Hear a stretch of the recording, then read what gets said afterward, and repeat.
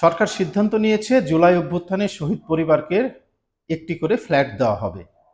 জুলাই অভ্যুত্থানে যারা শহীদ হয়েছেন সেই প্রত্যেক পরিবার একটি করে ফ্ল্যাট পাবে এবং তার জন্য 804টা ফ্ল্যাট তৈরি করা হবে মিরপুর 14 নম্বরে। এর প্রাথমিক পরিকল্পনা এটা হয়ে গেছে, প্রকল্প একটা গ্রহণ করা হয়ে গেছে। এই প্রকল্প একনেকে উপস্থাপন করা হবে এবং একনেকে থেকে যদি পাশ হয়ে যায় তাহলে প্রকল্প পাশ হয়ে কাজ শুরু হবে। মোটামুটিভাবে 1000 স্কোয়ার ফিটের মতো দুই রুম বিশিষ্ট একটি করে বাসা প্রত্যেকটা শহীদ পরিবার পাবে।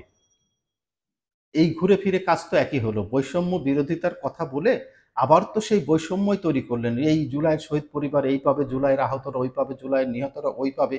তাহলে শেখ হাসিনার সময় যেগুলো করেছিল সেগুলো তো কোনো কিছু ভুল মনে হচ্ছে না। আমরা যে শেখ হাসিনার সময়ের কাজকে কিছু কিছু সমালোচনা করতাম, তীব্র সমালোচনা করতাম, ঠিক একই কাজই তো আপনারা করতে যাচ্ছেন।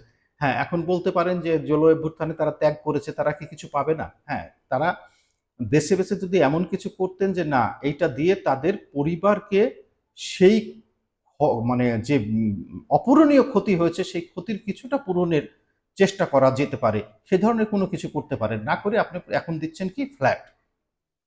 এবং ফ্ল্যাটগুলো দেওয়া হচ্ছে কোথায়? ঢাকাতে। আচ্ছা, ঢাকার বাইরের যে পরিবারগুলো তারা কেন ঢাকায় এসে এই ফ্ল্যাটে থাকবে বলেন তো? এবং এই ঢাকার বাইরের পরিবার ঢাকায় এসে ফ্ল্যাটে থাকার যৌক্তিকতা কি এবং তাদের সংসারটা কিসে চলবে?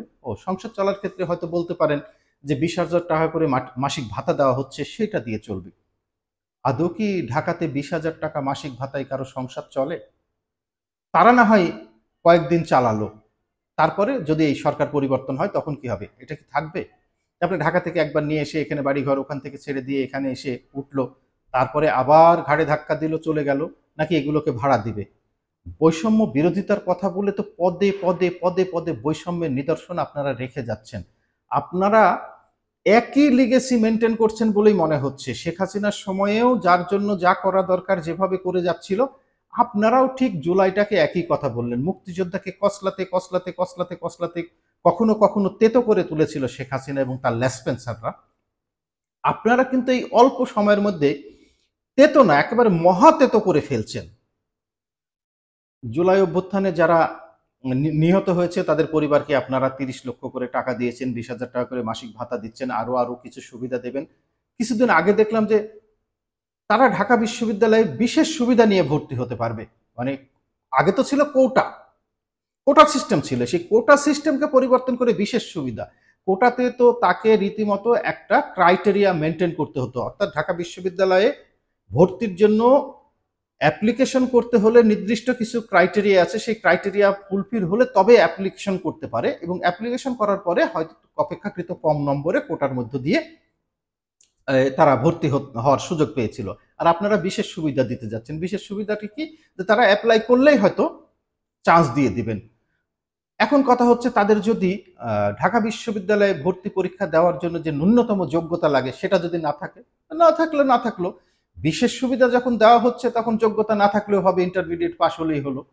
এখন যদি প্রশ্ন উঠে ইন্টারমিডিয়েট পাসই করে নাই, সেটাও তো সম্ভব, সেটাও করে দেবেন। সেটা অসম্ভব কিসে? সেটাও করে দেন।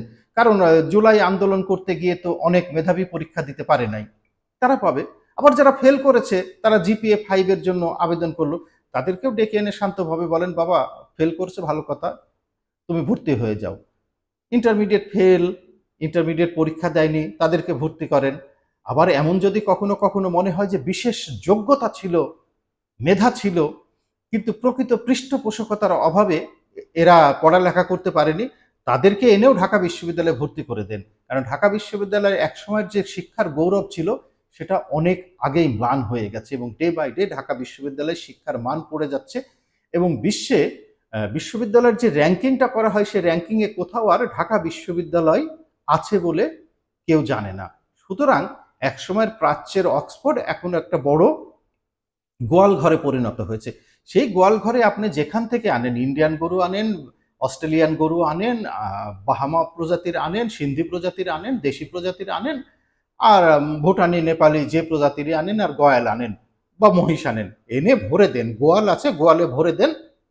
দিন শেষে তো প্রোডাক্টিভিটি এদের মধ্যে থেকে কিছু বেরোচ্ছে না। কারণ এই যে উপদেষ্টাগুলোকে দেখছি, এনসিপির নেতাদের দিকে দেখছি, এরা অনেকেই ঢাকা বিশ্ববিদ্যালয় থেকে পড়ালেখা, এদের মেধার যে দৌড় দেখছি তা দেখলে এখন মনে হয় যে ঢাকা বিশ্ববিদ্যালয়ে যে কাউকে ভর্তি করে দিলেই হলো। দিন শেষে যেহেতু কোনো ভালো কিছু বেরোবে না, ভালো কিছু বেরোচ্ছে না, অতএব কে ঢুকবে কে না ঢুকবে সেটা নিয়ে এত বিবেচনা না করে এদেরকে দিয়ে দেওয়া উচিত।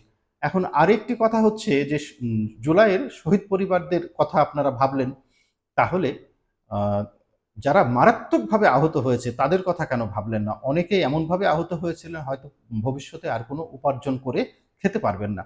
সেই পরিবারটাকেও তো বিবেচনায় আনা উচিত ছিল। এটার সাথে সাথেই তো বলা উচিত ছিল যে পরবর্তী প্রকল্পের স্টেপগুলো আমাদের এইগুলো এইরকম করে হতে পারে, সেগুলো সম্পর্কে নেই। মানে পরিকল্পনা কোথা থেকে হয়, কিভাবে হয়, কার দ্বারা বাস্তবায়িত হয়, এটার কোনো নজির, মানে উল্লেখযোগ্য পরিবর্তনীয় কোনো নজির, নতুনত্ব এসব কোনো কিছু খুঁজে পাচ্ছি না।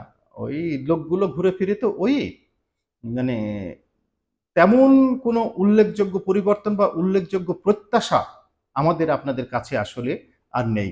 আগের যারা করেছে ওই ধারাবাহিকতা ধরে আপনারা করে যাচ্ছেন, এরপরে যারা আসবে তারা এগুলোকে বন্ধ করে দিবে। এইভাবে চলতে থাক। আমরা জনগণ, আমাদের কপালে ভোগান্তি আছে, ভোগান্তি নিয়েই আমাদের চলতে হবে। ধন্যবাদ।